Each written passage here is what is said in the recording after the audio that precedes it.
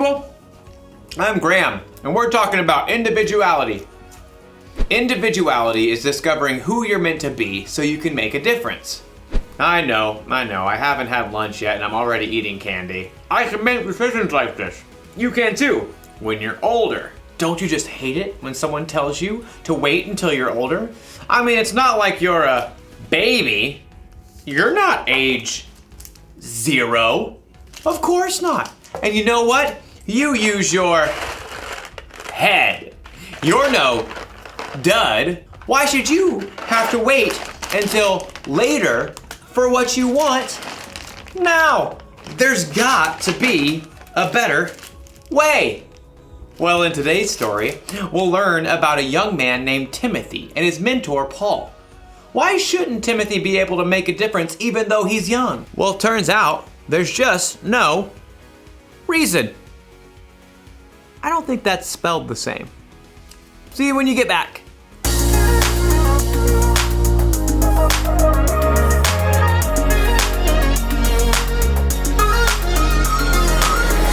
Gotta know you're everything I need. You are the reason why my heart is beating.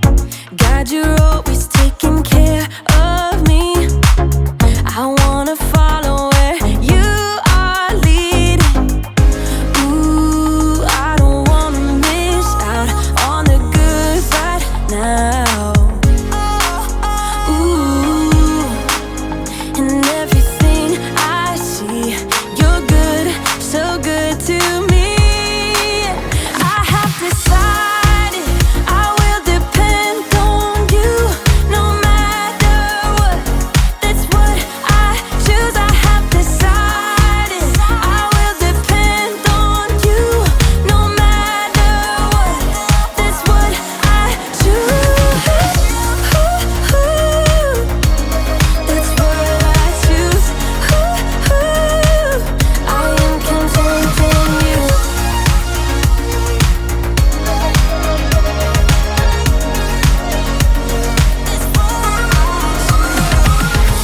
Thank you for all that you've given me. You are generous and good forever. Help me share the love you're showing me. I want everyone to know you better. Ooh, I don't wanna miss out on the good right now. Ooh, and everything I see, you're good, so good to me. I have decided I will depend on you no matter what. That's what I choose. I have decided I will depend on you no matter what. That's what I choose. That's what I choose. I am content in you.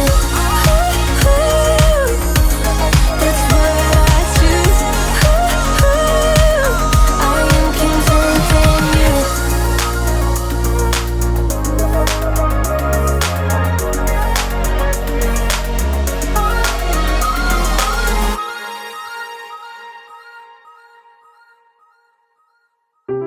The Bible.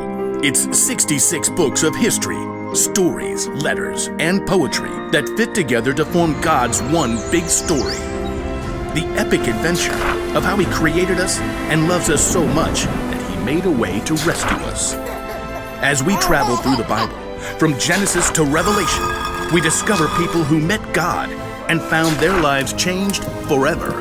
Now, for an amazing story. Inspired by the book of 1 Timothy, chapter 4, verse 12. Timothy of Lystra must have felt like he lived in two worlds. His mother, Eunice, and his grandmother, Lois, both were Jewish and believed in the one true God. Hear, O Israel, the Lord our God, the Lord is one. Hear, O Israel, the Lord our God, the Lord is one. But Timothy's father was Greek and likely not a believer. Just work hard and be a good man, son. That's what really matters. Okay, Dad. One day, two men arrive in Lystra. Timothy may have heard them speaking in the center of town. Jesus is the Christ, the Son of the living God. You can turn to him now. One of the two men even healed a man who had never been able to walk.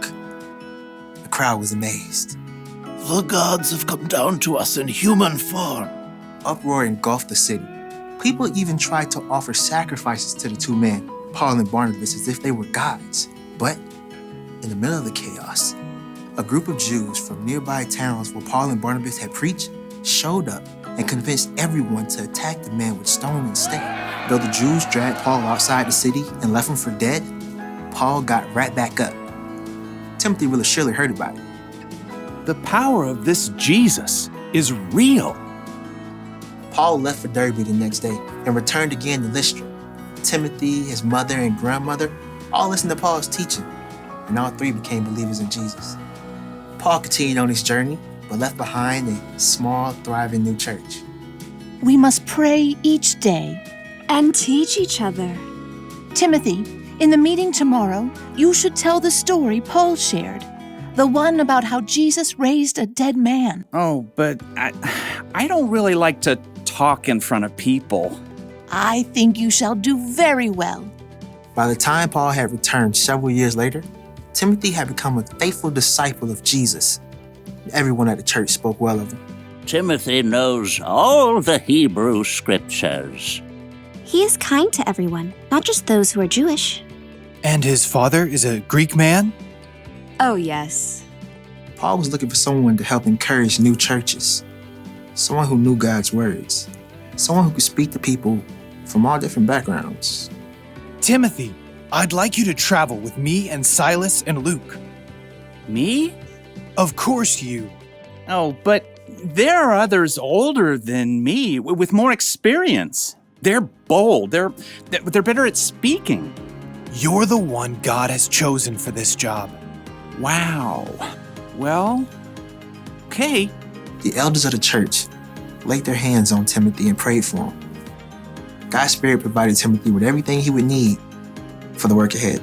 Amen. We leave tomorrow.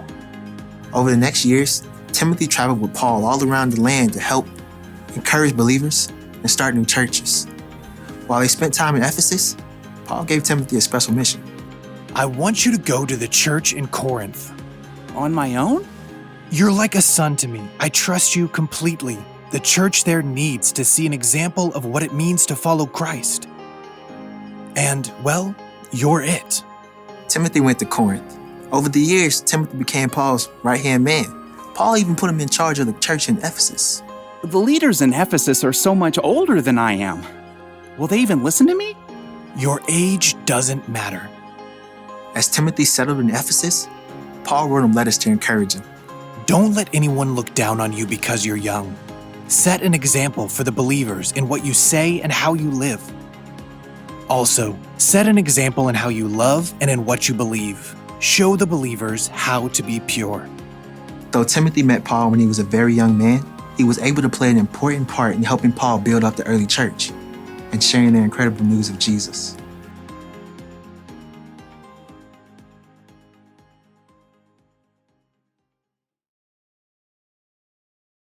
When Timothy was still a young man, the Apostle Paul wrote him a letter. In the letter, Paul wrote, "Don't let anyone look down on you because you are young. Set an example for the believers in what you say and in how you live." You know what that means? You don't have to wait until you're older to make a difference. You can be an example for other people right now by how you live your life. When a friend is feeling down, you can help them find joy. You can make peace when you see two people fighting, and you can tell them to stop. By spreading God's love to the people around you, you can actually point others to Jesus. He's a real lifesaver. So here's the one thing to remember today. You can make a difference right now. Whether you're a junior or as old as 100, you can choose to be an example and make a difference, no matter what. Now, to eat all this candy. Not really. I'm no dud either. I'll see you next time.